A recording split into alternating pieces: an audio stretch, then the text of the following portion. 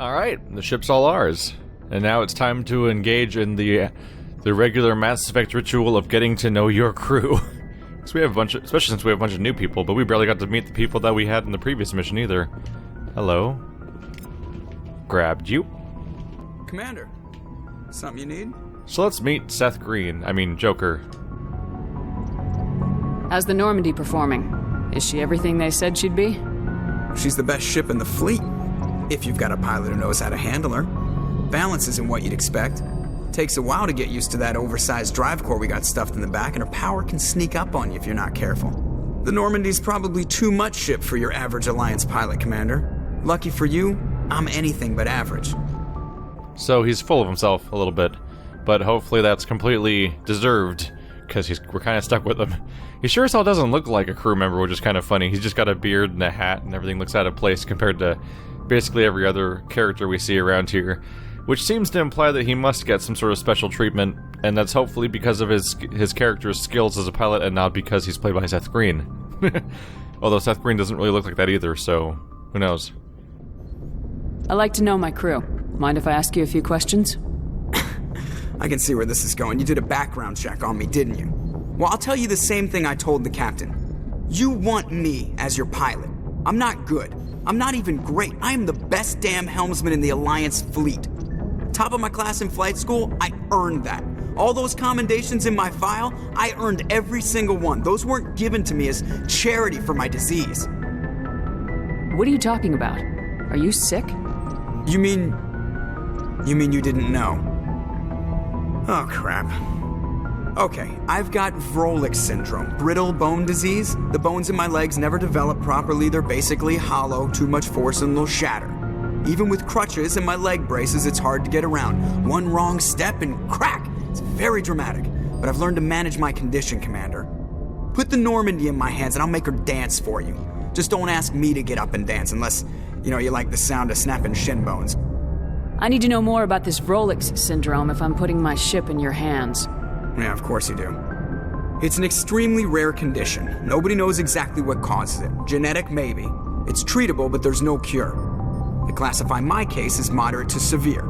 I was born with over a dozen fractures, hip, thighs, ankles. My bones were already breaking in the womb. 100 years ago, I wouldn't have survived past my first year.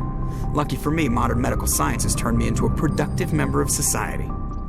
Because this game has to explain everything, it then has a character who has an explanation for why you're never going to see him get out of that chair for like the entire game, because he's your pilot. It's a funny detail.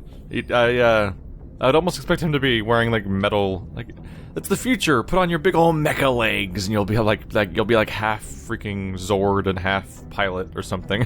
You're not gonna break a bone trying to fly the ship, are you? I don't fly with my feet, Commander, so I'm fine as long as I'm in this chair. I gotta be real careful when I get up to take a piss, though.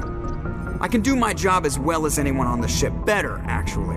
So don't worry about it. I'm not trying to make you uncomfortable. Let's talk about something else. Whatever you want, Commander. Why does everyone call you Joker? It's a lot shorter than saying Alliance Flight Lieutenant Jeff Moreau. Plus, I love to make little children laugh. I was just thinking how much you remind me of Santa Claus. Look, I didn't pick the name. One of the instructors in flight school used to bug me about never smiling. She started calling me Joker, and it stuck. Why didn't you ever smile? Hey, I worked my ass off in flight school, Commander. The world's not gonna hand you anything if you go around grinning like an idiot. By the end of the year, I was the best pilot in the academy, even better than the instructors, and everybody knew it. They'd all got their asses kicked by the sickly kid with the creaky little legs. One guess who was smiling at graduation? He kind of sounds like that one person you play tabletop games with that is like way too into what the rules are, to the point of not wanting to actually experience the game, and just everything has to work exactly right, and we have to get every detail. But that's probably the person you want piloting your ship, especially if it's apparently like a, I don't know, what do you call these types? I'm really bad at ship names in sci-fi. It's obviously not a fighter with a bunch of people running around. Is it called a frigate or a cruiser?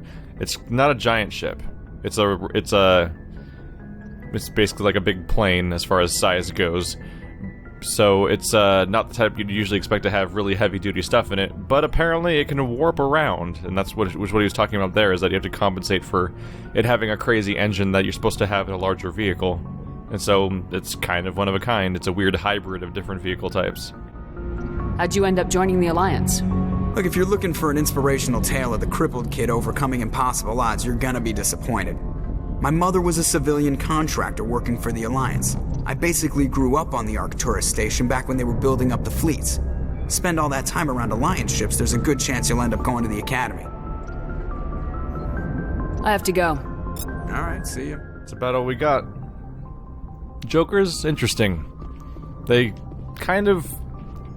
The expansion comes later for that character. I actually don't think there's much at all going on with him in this game in particular. I think that was more or less the extent of it for a while. But he's not a main crew member, and those are the people that get all the attention. Well, there's Navigator Presley. He's still on board.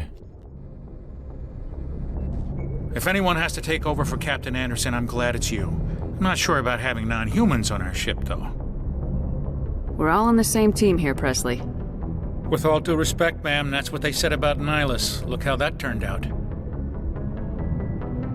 Speak freely, Presley. I want to know if you have a problem with non-humans. It's not that, Commander. Humanity has always handled its own problems. Saren attacked one of our colonies. We should be the ones to stop him. We don't need their help. That's not a very amazing metric, really. Humanity's always solved their own problems, but humanity's was on its own for a very long time, too. This is bigger than humanity. Saren's a threat to every species in the galaxy, and I'll welcome anyone who wants to help me bring him down. I guess so. Maybe I'm just stuck in the old ways of thinking. But don't worry, Commander, this won't be a problem. How did you end up assigned to the Normandy? I signed up with the Alliance as a navigator right out of school, following in my grandfather's footsteps, I guess. My first posting was on the Agincourt. We were at Elysium during the Skillian Blitz. A massive fleet of alien raiders hit the colony, trying to wipe it out. They had the numbers, but their ships were no match for an Alliance frigate. It was a slaughter. We couldn't even keep track of how many ships they lost. How'd you end up on the Normandy? I got my officer's commission after Elysium. Must have made an impression on the right people. Captain asked for me when he was picking his crew. Carry on, Presley. Yes, ma'am. We got decorated people under us. People that are probably more experienced than us to some extent, although their experience comes from different places. So we've been over the layout of this place a little bit. There's a cargo elevator or something that goes down to a lower floor. That'll be necessary if we want to meet up with certain characters. One of which I didn't find for a very long time in my first playthrough, because they kind of feel like they're hiding from you. Let's see, that's Chakwa. So we talked to her when we first got off the Normandy, and we got a bit of her background, so I don't think we need to double tap that one yet. Did I really say double tap? Is that the word I used to explain that? Great. Nailed it. Actually, I think Kaiden's the only person on this deck.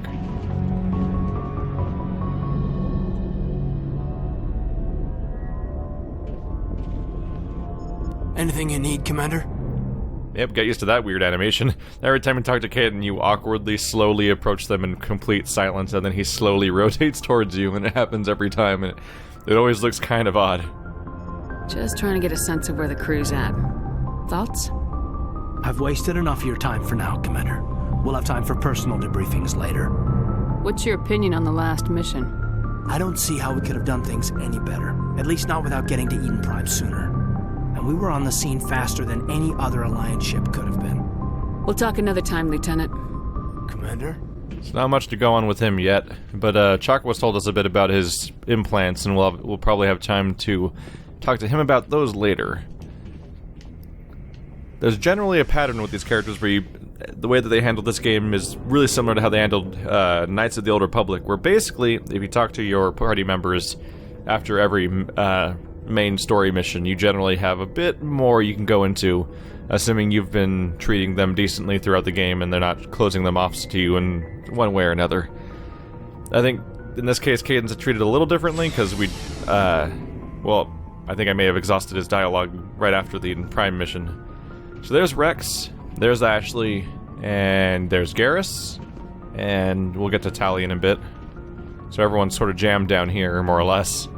Commander? What's your opinion of the last mission? Kinda wish you'd got there sooner, Commander. No offense, I appreciate the rescue. I just wish... You wish we'd been able to save the rest of your unit. Yes, ma'am. If I had been more alert, we wouldn't have been cut down by an ambush. We never trained to fight synthetics. The Geth haven't gone beyond the Veil in 3 centuries. Our training's supposed to make us able to adapt. I'll make sure it doesn't happen again. Do you have a few minutes to talk? One-on-one? I'm sorry, Commander. I need to get my duty squared away. I wouldn't mind talking more later, though. Dismissed, Chief. Ma'am. That's another ongoing trend is you can talk to the people that were on the last mission with you about the events that are relevant to that. I forget if they handle it the same way with other people, but at least in some BioWare games, people you don't take on the mission will be like, "Well, I wasn't there." And I think that does apply to this one, but some characters might respond otherwise. This is nice too, by the way. So you can highlight these lockers to change the equipment of your individual characters all in one menu, so you're able to change what people's equipment is without actually having to just like awkwardly move them in and out of the party, which would suck because otherwise I'd have to go to a planet, go out into the world, equip specific people into my party, then change their equipment, then go back in the Normandy, then leave with different party members over and over again. Like, that'd be really irritating. So they handled that pretty well by having that there, although it'd be best just to be able to access them all from one pause menu, which I think is what they do later anyway.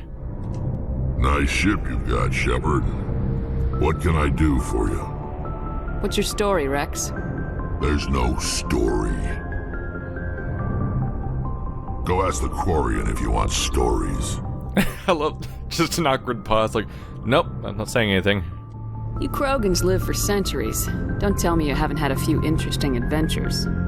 Well, there was this one time the Turians almost wiped out our entire race. That was fun. I heard about that. You know, they almost did the same to us.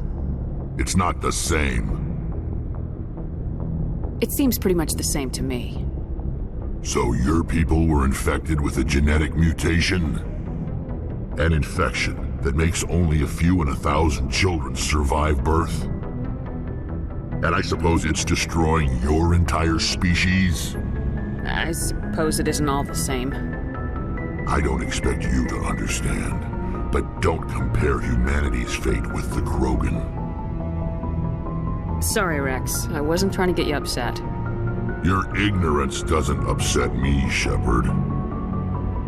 As for the Krogan, I gave up on them long ago.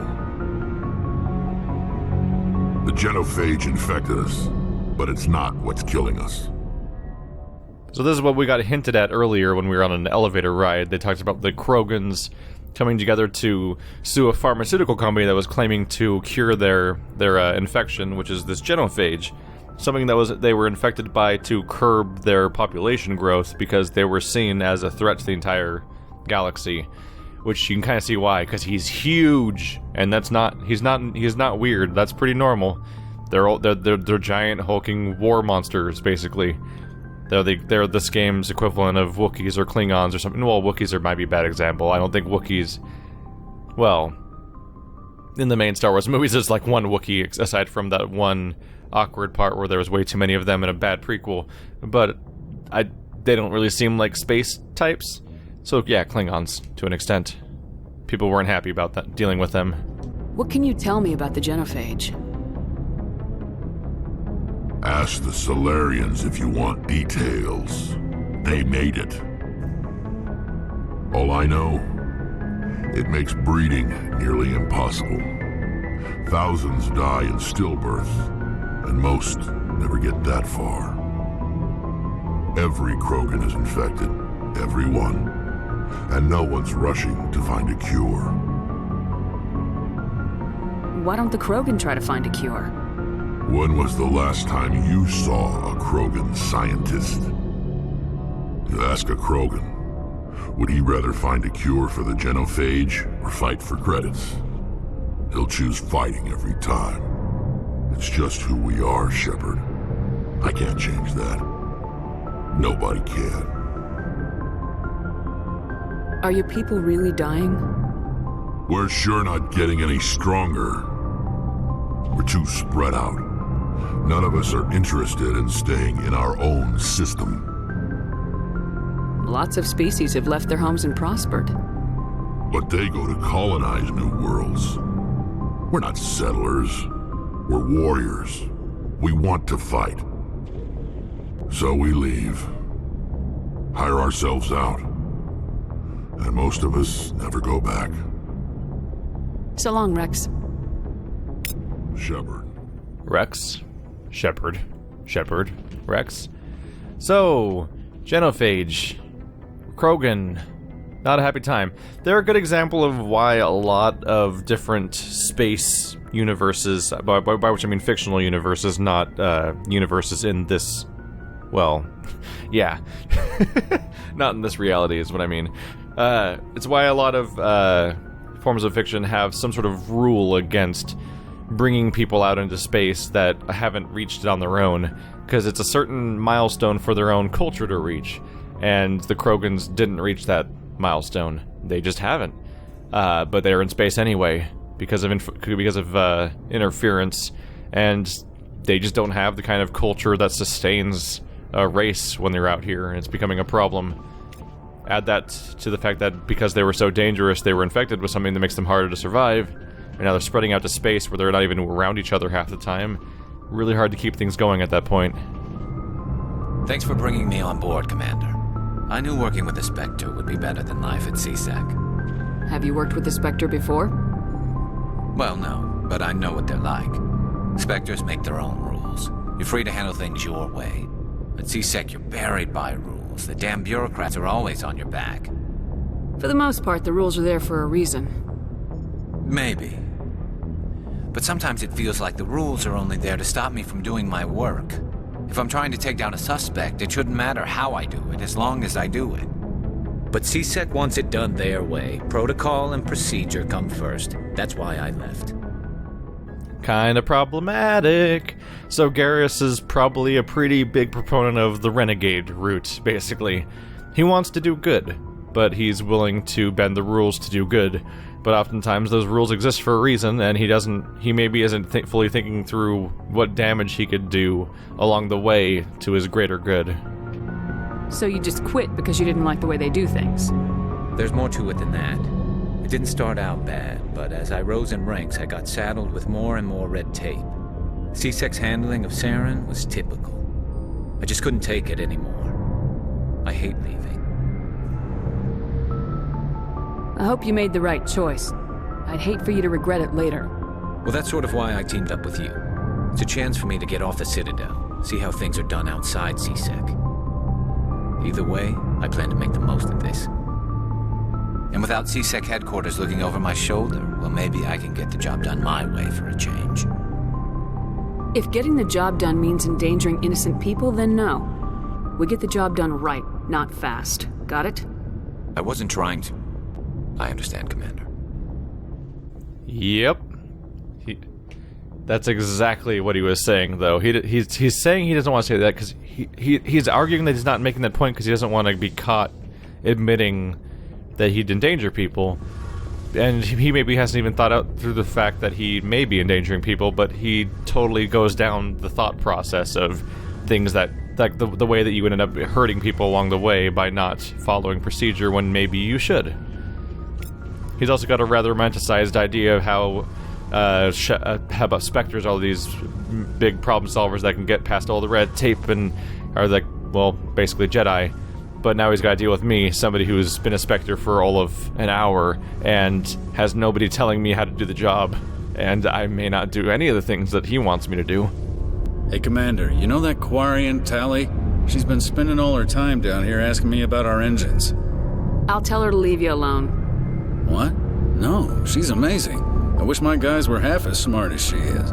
Give her a month on board and she'll know more about our engines than I do. She's got a real knack for technology, that one.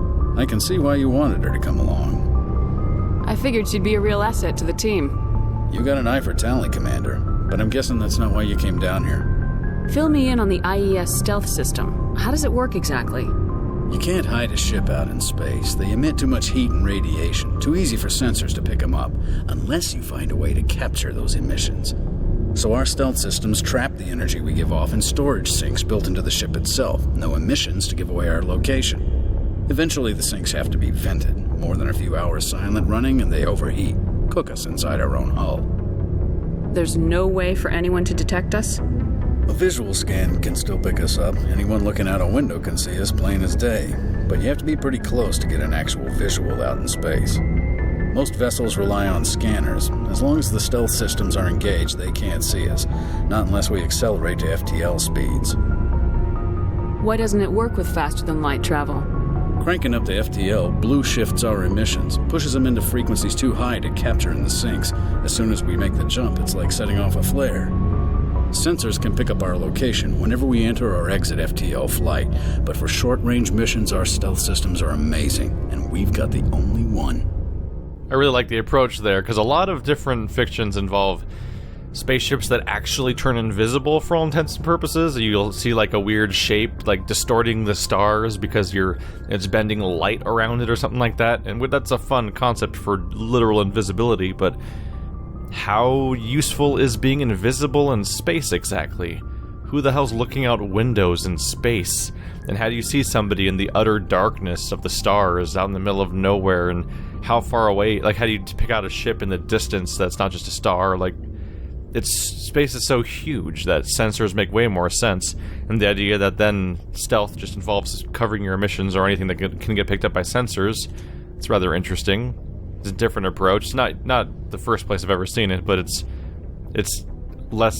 It feels more authentic than just saying that you bend light to turn literally invisible, which ironically might do absolutely nothing to shield yourself from, sensors.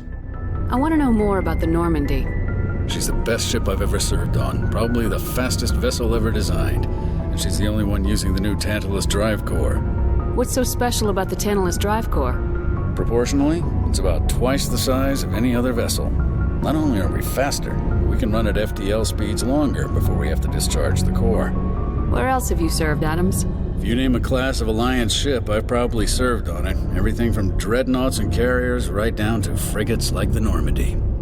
My last assignment was on the Tokyo, only a cruiser, but she was a good ship. Couldn't hold a candle to the Normandy, though. Frigate, that's the word. I think I guessed that earlier. I think. Carry on, Adams. Aye, aye, Commander. This is a cool-ass room, by the way. When I first walked in here, I was like, this is mine? My character's in charge of this thing? That's pretty freaking cool. There's the Element Zero core. My memory is that Element Zero is basically how people interact with Mass Effect, which is directly used and the ability to warp the way we do, and that's how the big relays work that shoot us long distances and stuff like that. Your ship's amazing, Shepard. I've never seen a drive core like this before. I can't believe you were able to fit it into a ship this small. I'm starting to understand why you humans have been so successful. I had no idea Alliance vessels were so advanced.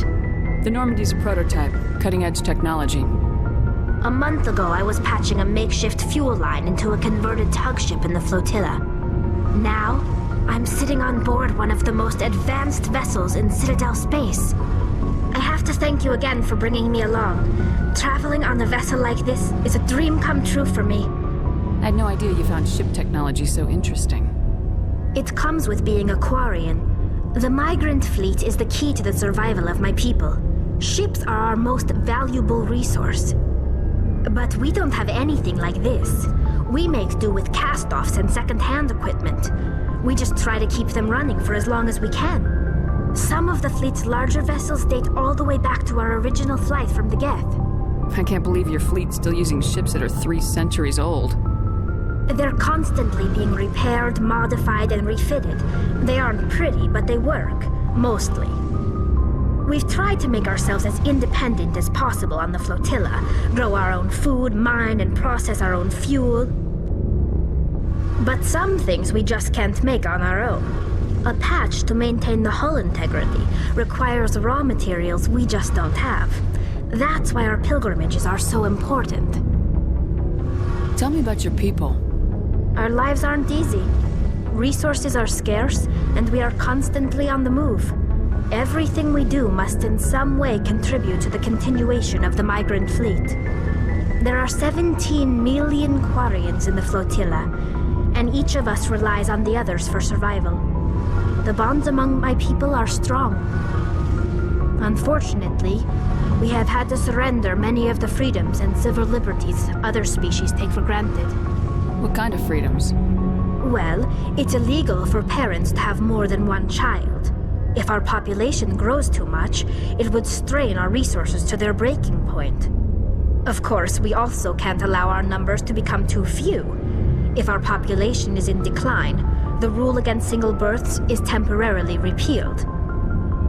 In extreme cases of population decline, incentives are even offered to encourage multiple births, though the Conclave hasn't had to take such measures in nearly a century. That's your government. The Conclave is our civilian branch of government. Each ship can elect a representative to serve on the Conclave and make decisions that affect the fleet as a whole. On matters that affect an individual ship, however, the captain has the final say. It's a tradition that dates back to the early days, when the fleet was governed by martial law. Fortunately, most captains nowadays are smart enough to have an elected council from their crew to give them advice and guidance. So the ultimate power rests with elected officials? In practice, the Conclave and the respective council for each ship tend to set the rules that govern our daily lives. But in theory, we are still under military jurisdiction. The 5 top-ranking military officials in the fleet serve on the Admiralty Board. These 5 have the power to overrule any decision by the Conclave in case of emergency. To do so requires unanimous agreement among the Admiralty, and they can only do this once. After that, the entire board must resign their posts. It's a safeguard that served us well. In nearly 3 centuries, the Admiralty Board has only overruled the Conclave 4 times. I want to know more about the Geth. I doubt I can tell you anything you don't already know. It's been almost 3 centuries since they drove my people into exile. All I know is the story of their origins, what they were when we created them, and how they turned on us. Interesting. The Geth were originally created to serve as an automated manual labor force. Initially, their intelligence was as limited as any VI. Over time, we made small modifications to their programming to allow them to perform more varied and complex tasks, bringing them closer and closer to true AI status. How come the Council didn't step in and stop you? This wasn't true AI research. We may have been skirting the bounds of the law, but we never did anything that was actually illegal. The changes were so insignificant, so gradual, that we were able to control them. Or so we thought. But one thing we underestimated was the power of the neural network. 1 million Geth thinking simultaneously created an inherently unstable matrix. So the Geth share brainpower? Many of the Geth's logic systems were designed to work in concert with other nearby Geth. Basically, the more of them you have in the group, the smarter they are. So there's some sort of group consciousness? No, nothing like that. They cannot share sensory data or information. Their programming cannot handle that much simultaneous input. Each Geth maintains an individual awareness and identity. The neural network only operates on a process-based level. It's basically the synthetic equivalent of a subconscious.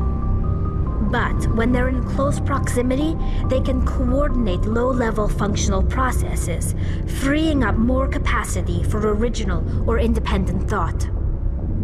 That doesn't make any sense. I'm probably oversimplifying. The Geth are incredibly advanced and complex creations. All you need to know is that they get smarter when they gather in large numbers. As we built more and more Geth, their effective intelligence became more sophisticated, more abstract. One day, a Geth began to ask its Quarian overseer questions about the nature of its existence. Am I alive? Why am I here? What is my purpose? As you can imagine, this caused a near panic among my people. I don't see what's so bad about those questions. The Geth were created to engage in mundane, repetitive, or dangerous manual labor. That's fine for machines, but it won't satisfy a sentient being for long. The Geth were showing signs of rudimentary self-awareness and independent thought. If the Geth were intelligent, then we were essentially using them as slaves.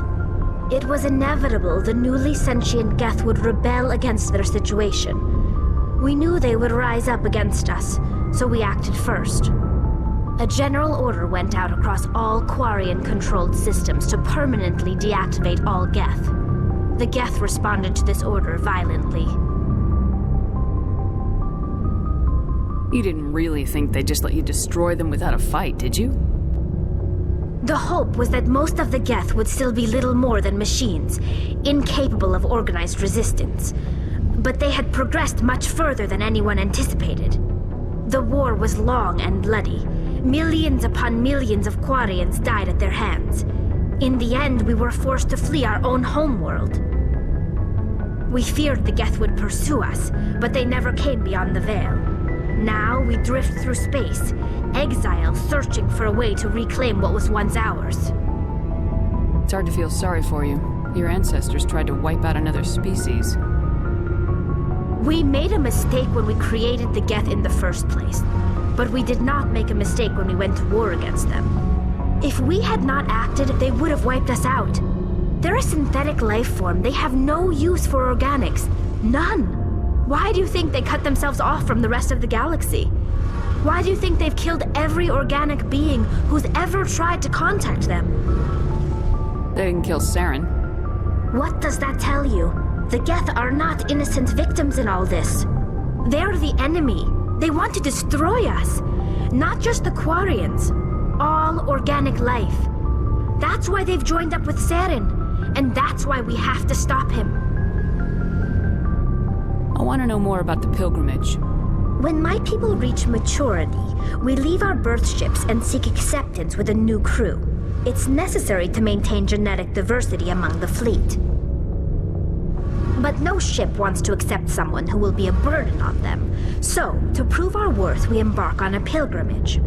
We set out alone, leaving the flotilla and our families behind us. We only return once we have found something of value we can bring back to the fleet. This is presented as a gift to the captain of the respective ship we wish to join. If the gift is accepted, we are welcomed into the crew. Can a captain choose to reject the gift? That doesn't happen often. Most captains are eager to increase the size of their crew. It increases their own standing in our society. Even when the gift is not particularly valuable, the captain usually accepts it out of a sense of tradition. However, there is a stigma to presenting a substandard gift. It's not the best way to make a good impression on a new community. Most pilgrims don't return until they find something worthwhile. I can't believe they just send you off alone. It's not like they just cast us out. Before we leave, we are given lessons in how to survive outside the flotilla, and given gifts to help us on our journey. We also receive implants to fight off sickness and disease. Generations of living in an isolated and highly controlled environment have left our immune systems weaker than most. By the time we leave the fleet, we are well equipped for the pilgrimage. This is a rite of passage for all Quarians. If it were dangerous, our numbers would suffer. Virtually every pilgrimage ends with a triumphant return and the ritual presentation of the gift to one of the fleet's captains. I want to talk about something else. Like what? I should go. See you later. And that's the grand early game lore dump on the Quarians. There's a lot to cover there, but it's because they're kind of important, and they're also weird. But the downside is that Tali becomes such an information dump for the stuff that she's related to. She doesn't get a lot of time to get much of a personality, at least from this conversation. Although you could say that being super information driven and going on in those kinds of details and so on could be symbolic of her personality to an extent. But yeah, you get a feeling for the general behavior of people like Wrex and Garrus, but Tali mostly just informs you about a whole lot of things. And here's the Requisition officer. Hey, Commander. Looking for some extra supplies before you head out? What have you got? Whatever you want. Armor, weapons, mods. It's not standard Alliance issue, but that's not necessarily a bad thing. Well, as long as you don't mind paying for it. Why should I pay you for my weapons and armor? My stuff doesn't come from the Alliance. I have to purchase it myself, and it's not cheap. Hell, the licenses alone have set me back more than I'd like. But no licenses, no goods. Without the goods, I'm out of a job. What are licenses? Why do you need them? Manufacturers sell licenses. Each license allows me to buy and sell a certain brand of products. I already have several basic ones, but you'll need to buy more if you want me to bring in different brands. Many of the best licenses are hard to get, but they're well worth the cost if you can find them. What do the different manufacturers offer? There are too many for me to keep track of, but each license will explain what it's good for. How often will you get new items? Well, that depends on how many licenses you've purchased, but I'll rotate items on a regular basis regardless. And anytime we land someplace with a big enough port, I'll buy, sell, and trade whatever I can. Check back often. I need to move items quickly, so only the most basic items will be stocked consistently. Let's see what you've got. You bet, Commander. So this will be why I was buying those licenses earlier when I was at the store. They're really cheap. It's mostly just a check. They mostly are just basically giving you a check on whether or not you bothered checking in the first place. As you can, it looks like a lot of my Master Spectre gear is actually here at the store. So that's what we had access to from before. Can I go any faster? Not really. Not really. So it's mostly gear. Nothing that's a big deal. No like upgrades to my grenades or healing or things like that. And most of it's probably not currently an upgrade. Yeah, it's mostly high-level stuff to begin with. So I'll probably avoid it for now. But it's here if I want it. I could check the... Nah, it's not worth it. I don't even have the money right now to even bother comparing. But yeah, they give me a lot of lore dump on the Quarians because they're a complicated thing that's different. We've all seen a warrior race in various forms of fiction and fantasy, so Wrex only really needs to explain up front about the Genophage. Garrus has like nothing to explain because we've already kind of touched on the friction between Turians and humans, and Turian culture is not particularly relevant to the story, so instead it becomes a personal story about what's going on with him and how he deals with authority and what he wants to accomplish in life.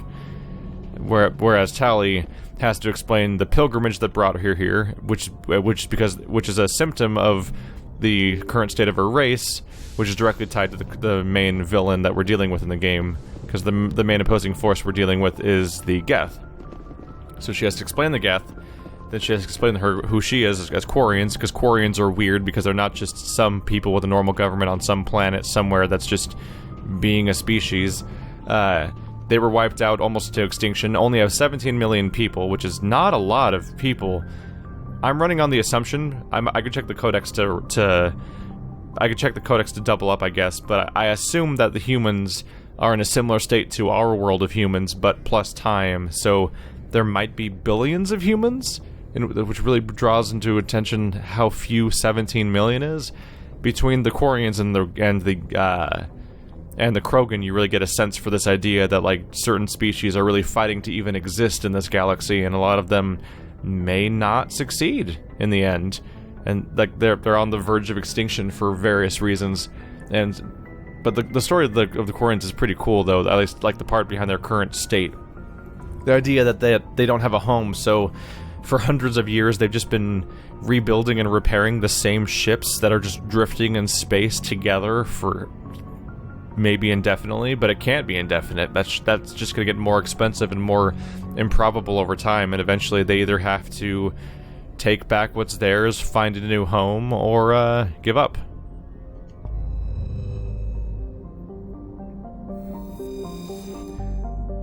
So this is basically the music that sold this game for me, in a weird way.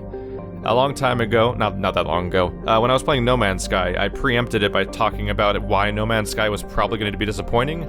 And one of the things I brought up was the idea that Mass Effect originally sold itself as being this amazing galaxy-exploring game. And it kind of turned out to not be that.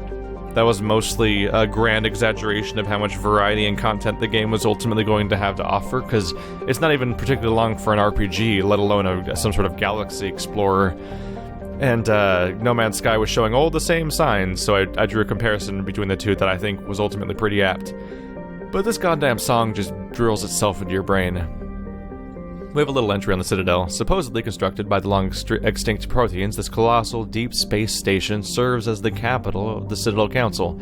Gravity is simulated through rotation, and is a comfortable 1.02 standard Gs on the wards, and a light 0.3 standard Gs in the Presidium ring. And there's a bunch of little information there. There's 13.2 million people just on this one place, which really shows how rough the Quarians are, that this one space station, granted it's incredibly massive, has almost as many people as their entire race. And this is what they showed me in those trailers that made me buy the game, where I was so pumped, is they would show a world and how intricate and cool it seemed to be. Then they press the zoom out button to go to the solar system, and they'd zoom out to the nebula, and they zoom out to the entire galaxy, and they're like, there's all those other ones over there, and there's so many things at each of them. Isn't that crazy? This game's massive. It's kind of a lie. Or it's at least not, there's not much to it. The side content planets, so some of these are main story missions, and some of these are DLC missions, but a lot of the other ones are just side content, and the side content planets tend to be just sort of rocky mush, just sort of nondescript terrain where you maybe go up to one base and shoot a few dudes and then you leave, and there's not really much to do besides do some Ubisoft-style scraping the map for any little collectible you can find anywhere. It's not particularly impressive, and now it's aged by about 10 years, so it's even less impressive. But yeah, No Man's Sky kind of went and did the same thing, but procedurally generated, but just as uninteresting. So in this specific game, I am most likely, out of any of the three games, to skip on certain parts of the side content. There's a few specific missions that I find interesting that I'd want to go into for either character upgrades or because they're some of the more interesting side planets. And if you know the game, you feel free to suggest specific planet missions that you'd like to see in this playthrough, because I don't have the best memory for some of them. But by and large, my main plan is to at least do all of the main planets and the side quests on those planets and the 2 DLCs, and then I'll pick up a few things along the way and before we wrap things up. Then we can get to Mass Effect 2 and 3 that have actually much more expanded and interesting side content by and large. They generally did better as the series went on, all the way down to the end.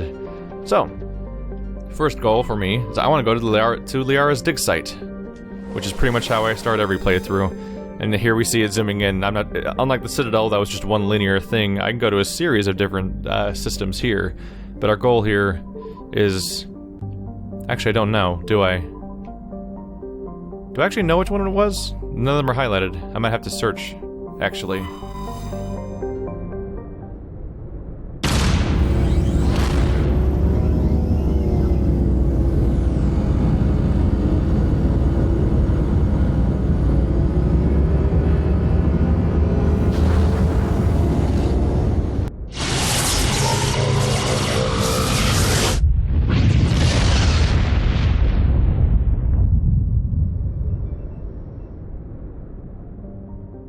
Mass Effect Relay. Get used to that site, huh? So let's actually go check my map real quick. Not my map, my codex for Liara, just to make that's not the code. No, journal. Really messing this up. Explored the uncharted worlds of the Artemis Tau cluster to find Liara. Okay, so I'm not crazy. We actually don't know where she is yet. So we actually need to scan individual planets till we can find her. And I don't actually remember where she is. So Tremomir's magnetic field is non-existent. So this is a good example of a place that's just a planet.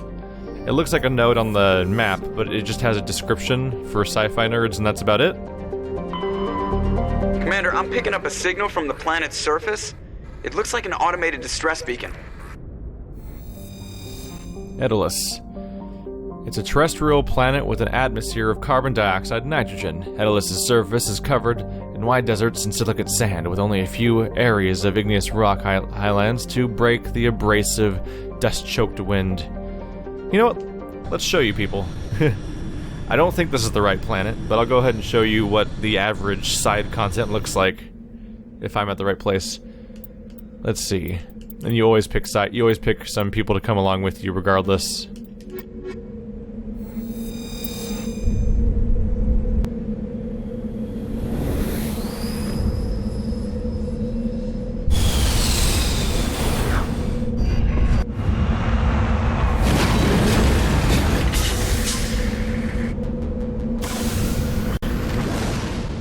Here we are. We're getting noise. Ooh. Hello. Let's check our map. So there's distress signal here, there's debris, and there's an anomaly. So this is what I meant when I said Ubisoft. You get a map, and you highlight a few things, and you go cruising off in your Mako, which I actually quite like. For some reason the Mako was something that a lot of people complained about early on, but for some reason it was always intuitive to me how to control it. The right stick aims in various directions, just like normal shooter stuff, and the left stick just drives in the direction you push the stick in, like you're playing Banjo-Kazooie or something.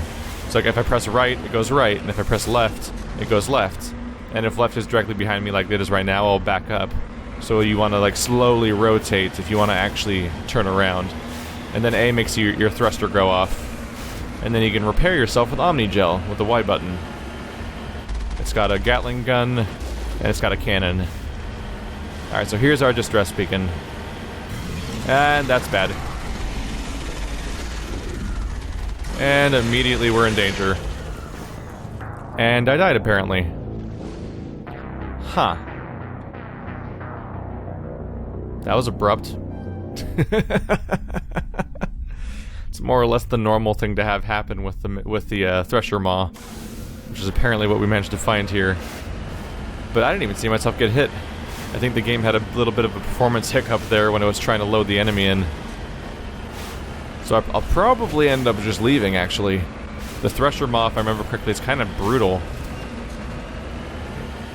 But we'll give it one more try, just to see how it goes. But now we know what, there was a distress beacon here. Thresher Maws are no joke.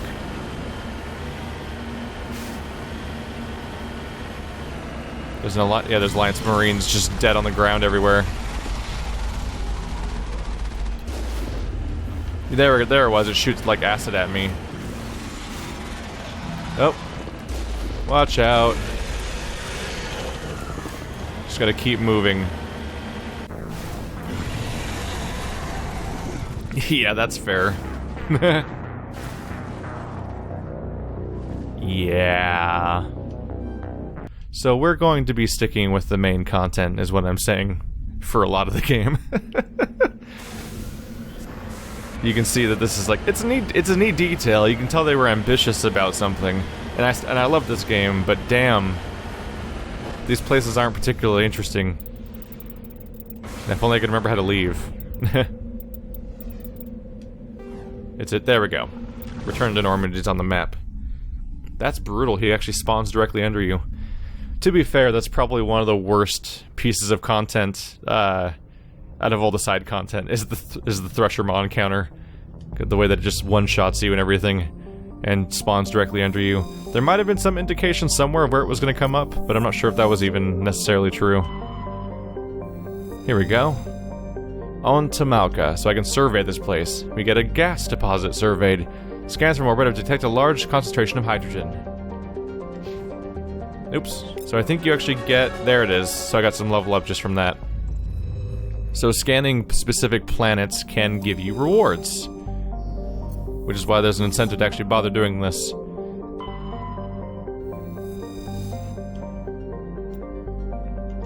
There's rare element. I keep pressing B to exit out. Whoops. So we're finding a few things around here. And I think you can even scan across... There it is. Yep, you can scan across these areas. There's an asteroid cluster right there. So running your Prothean data disk recovered. There we go. While scanning the asteroid field in the Sparta system, you found signs of habitation. A recon team was sent to investigate one of the larger asteroids. The rock had a small, functioning biodome, but no signs of anyone still living there. There was, however, a data console with an intact Prothean data disk inside. And so we get a little bit of research to further our species and intergalactic knowledge. So you actually run your scanner along these meteor... Oop. Never tried you yet, I don't think. So you can spend a lot of time reading shockingly detailed reports about a bunch of different planets in space that I think are entirely fictional, but I'm not entirely sure about that. They might have based them on actual data. And you jump from system to system looking for Liara. So it's kind of a mandatory tutorial, basically, which is actually rather nicely implemented. You need to scan around these 4 solar systems to find Liara in order to proceed.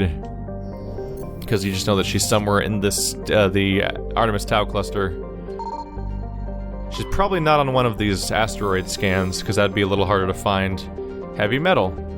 Scans of this large asteroid field have revealed several deposits of platinum. But it's good to check anyway, just because you get rewards. Therum. A distant but rich industrial world claimed by the Human Systems Alliance. Its plentiful heavy metals have fueled the recent manufacturing boom on Earth. Core samples rich with fossils of simple silicon-based organisms indicate Therum was more habitable in the past than it is in the present. Perhaps that explains the many Prothean ruins dotting the surface, most of which have been looted by mining corporations. Is that actually the location? I think Therum might be the planet. I'll double check it. I feel like I would have heard something first, though. We'll see.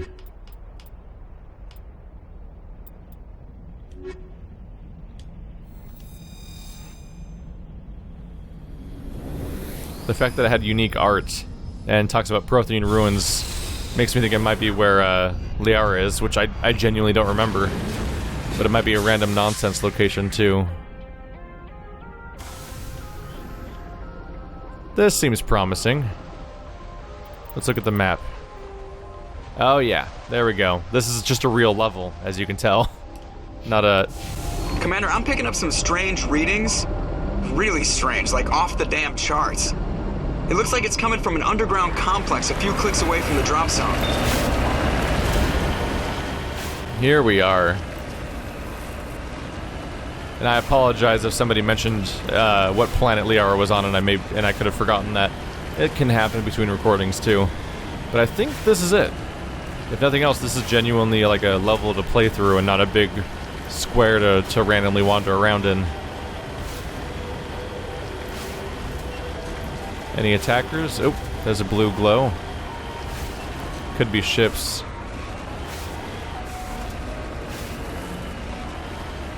That's definitely a strong glow. Yeah. You can only barely jump off the ground, unfortunately.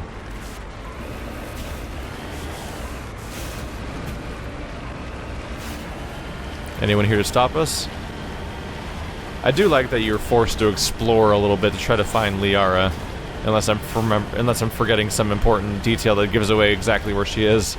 Because it's kind of cool to emphasize this mechanic somewhere in the game. I've played a lot of games, especially Japanese RPGs, where oftentimes... Hello. That's Geth.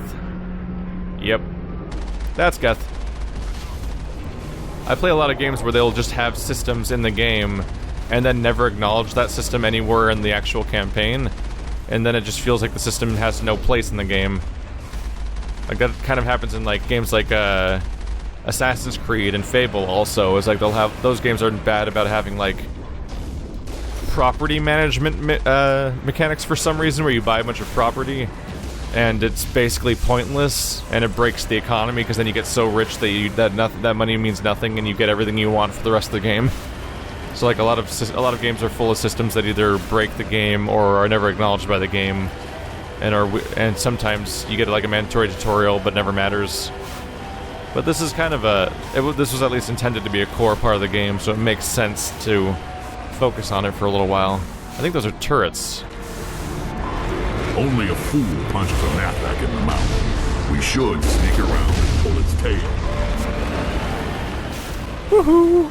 Careful. Oh, watch out. Okay, I'm taking that hit. Sorry. So there was a side path to get me around the obvious danger of a multi-turret protected front passage. And now here's one that only has one turret. A clear opening. Thankfully, a lot of people used missiles when you're fighting them in the Mako, which are more evadable. The Mako's kind of slow and lumbering, but you can often position yourself sideways so that you can stray forward and backwards out of the way as the projectile heads your way. I see projectiles. Oh, that's just straight up Geth. Your weapons are very powerful against them most of the time. That's a huge Geth. Look at these guys. They're a lot bigger than some of the ones we saw back on Eden Prime. Like giant, armored, like superhero-looking bastards. That's a rocket. Gotta watch out for that. There we go. There's an explosive on the ground next to him. So I'll use it. Somebody waiting for me? I see you on... Oh! I'm trying to keep an eye on the radar. To see if I can spot things before they start shooting me. If there's anything here, it seems like it might be inside of a building. Okay. Redeploying. Careful now. So someone's around here. We don't want to get caught by surprise. Are they not in here? Oh, there he is.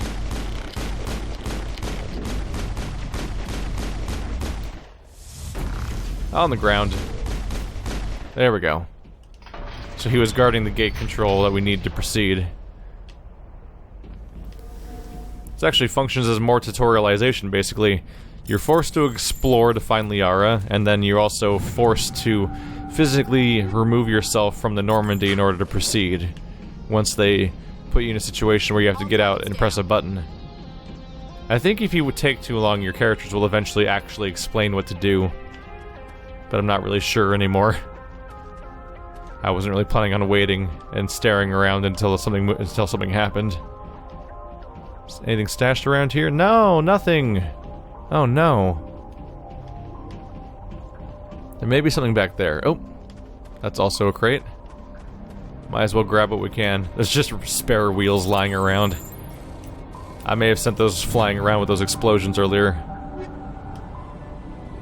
Sorry, didn't mean to do that. There we go. Absolutely take all. Oh, right. Left trigger's zoom aim. Kind of unnecessary, but probably helpful for some longer range targets. There's clearly a few enemies back here. Alright, let's just take care of that from here. There we go. So I believe there's one enemy inside, and the other two things on the map are the turrets that I evaded by going this way around. So is this guy just guarding the gate control?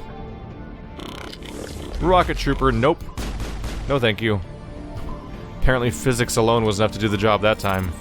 Slammed him into the wall and he just went out. Ah, crap. Missed it. Well, that's what I get. All the more reason to turn things into Omnigel from time to time. May or may not have been actually worth it. But I'll try not to actually fail Simon Says in the future. Whoops. Alright, Liara. We came all the way through the galaxy for you. Was that more stuff right there? Ah. Heading out. Don't hide from me. It's probably junk, but I can't help it. If nothing else, it'll be worth Omnigel. Not in the middle of a fight. Or I got credits from just picking it up, but it might be worth Omnigel and it might be worth some credits. And some of it might be an upgrade. We're gonna press forward. Ah, crap. Turn back. There we go.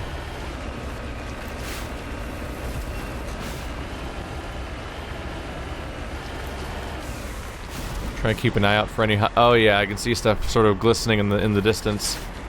I think I see... Yeah, the giant four-legged Geth things are out there. Not the best example for being able to see them. They're so far away you can't really make out what they look like. But up close they're more dangerous.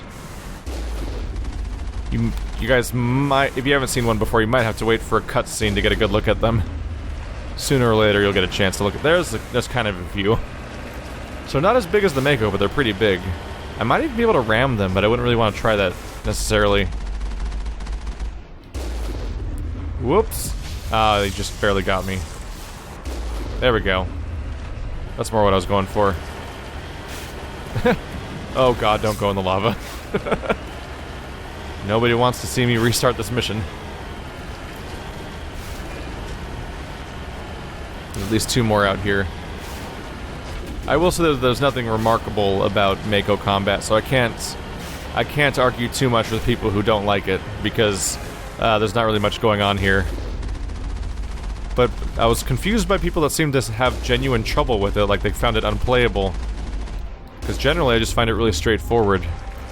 There's just not much to it, and the controls are pretty straightforward. It's not the same thing as controlling a first-person shooter, man, but not that far off either. Down you go. Amusingly, I think the frame rate drops dramatically every single time you actually score a kill against those guys. Probably because it's trying to ragdoll such a big enemy. Watch out. There we go. Oftentimes the experience notifier is the best information, the best indicator you have that you scored a hit.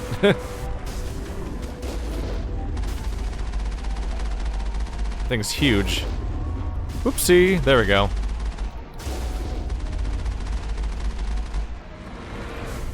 Gotcha. That's exactly what I was going for. We cleared him. Good. And this should be the end of our journey. Or not, actually. We might drive through this. Oh, yeah. Gives me immediate Halo 1 vibes. Go driving around on an alien planet, then go through a weird artificial tunnel before probably coming out to face more. Actually, probably a good time for an intermission.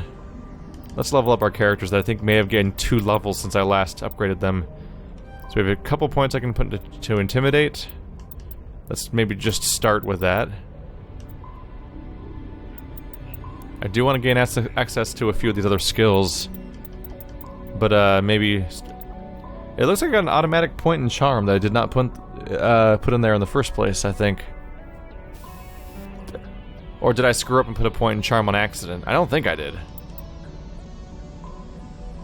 So definitely... oh right, there's Unity. Let's get Unity. We need that in order to be able to revive our teammates. Then I'll get another point into... Let's say Intimidate. And Throw. And Ashley hasn't been in the party for a while. So she's got some catching up to do. So let's get Soldier maxed out. Assault training is how you get a adrenaline burst. Let's go ahead and go to Advanced Overkill first. There we go. Get up to Combat Armor. Let's see, there's Equip Heavy Armor. Alright, so she's more effective with her weapon, and she now can equip a entirely higher tier of equipment now. And Barrier would be one hell of a thing to help keep him alive, but he's probably fine. Let's just go into Assault Rifles for now. There we go. Yeah, with his, he has a big health pool, and he has health regeneration, so going super far into Barrier right off the bat shouldn't be that big of a deal for the Krogan in particular. We'll be just fine.